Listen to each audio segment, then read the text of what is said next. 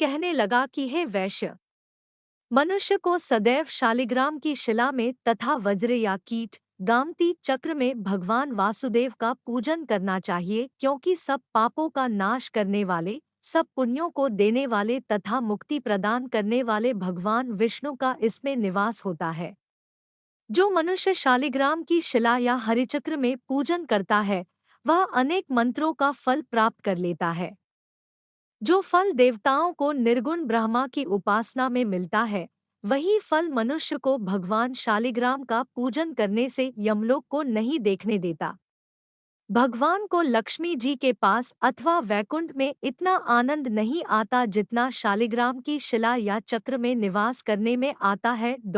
स्वर्ण कमल युक्त करोड़ों शिवलिंग के पूजन से इतना फल नहीं मिलता जितना एक दिन शालिग्राम के पूजन से मिलता है।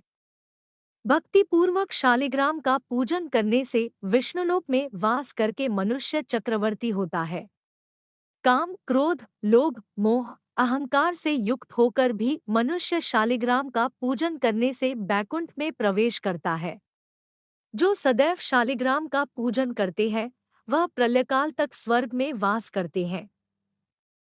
जो दीक्षा, नियम और मंत्रों से चक्र में बलि देता है, वह निश्चय करके विष्णुलोक को प्राप्त होता है। जो शालिग्राम के जल से अपने शरीर का अभिषेक करता है, वह मानो संपूर्ण तीर्थों में स्नान करता है। गंगा, रेवा, गोदावरी सबका जल शालिग्राम में वास करता है। जो मनुष्य शालिग्राम की शिला के सन्मुख अपने पिता का श्राद्ध करता है, उसके पितर कई कल्प तक स्वर्ग में वास करते हैं।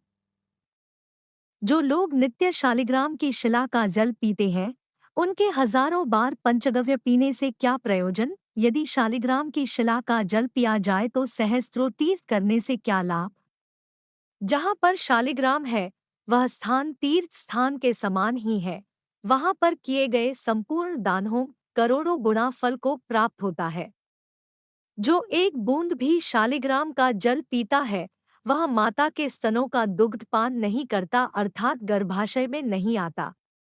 शालिग्राम का जल पीता है, वह माता के स्तनों का दुग्ध पान नहीं करता, अर्थात गर्भाशय में नहीं आता।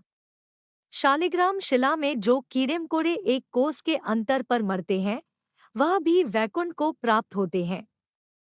जो फल वन में तप करने से प्राप्त होता है, वही फल भगवान को सदैव स्मरण करने प्राप्त होता है।